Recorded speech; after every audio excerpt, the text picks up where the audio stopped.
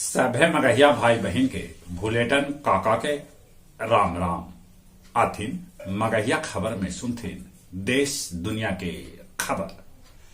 प्रधानमंत्री नरेंद्र मोदी कल राष्ट्रीय युवा दिवस पर 12 से 16 जनवरी तक कर्नाटक के हुबली में आयोजित 26वां राष्ट्रीय युवा महोत्सव के करतन उद्घाटन।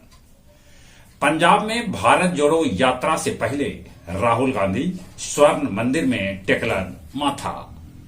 जोशी मठ में मकान तोड़े पर लगावल गेल रोक।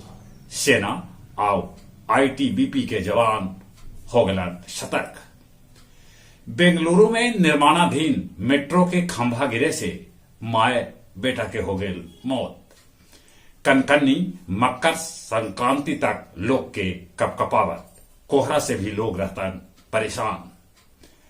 प्रयागराज के एगो महिला वकील से दुष्कर्म मामला में आईएएस संजीव हंस और राजद के पूर्व विधायक गुलाब यादव पर मुकदमा कयल गेल दर्ज।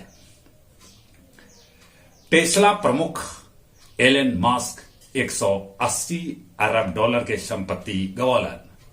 हज यात्री सभे पर उम्र और संख्या पर लगल प्रतिबंध हटा देवल गेल।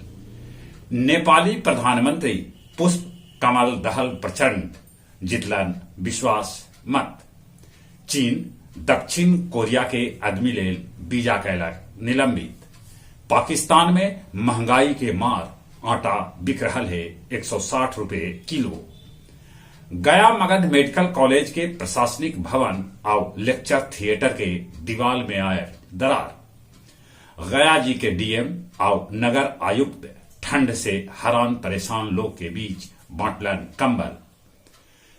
मघी के जानल मानल विद्वान सतीश कुमार मिश्र के 76वां जयंती पर 31 लोग के गया जी में कैल गेल सम्मानित।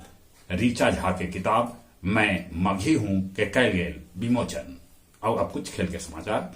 पहलका वनडे में भारत श्रीलंका के 67 रन से हरा दिला। उन्हें विराट कोहली अपन एक दिवसीय में 45वां शतक लगौलन। श्रीलंका के कप्तान दासुन शानदा भी शानदार नाबाद 108 रन बनौलन। मलेशिया ओपन में साइना और श्रीकांत पहलका दौर में हार के हो गलन बाहरे। और वर्ल्ड कप हॉकी के उद्घाटन लेल कटक के बारावती स्टेडियम एकदम से तैयार है। ठंडा है, ठंडा से बचते। कोरोना के आहट है, सावधान रहते। चले एक बार फिर से अपने सभी के भूलेटन काका के राम राम।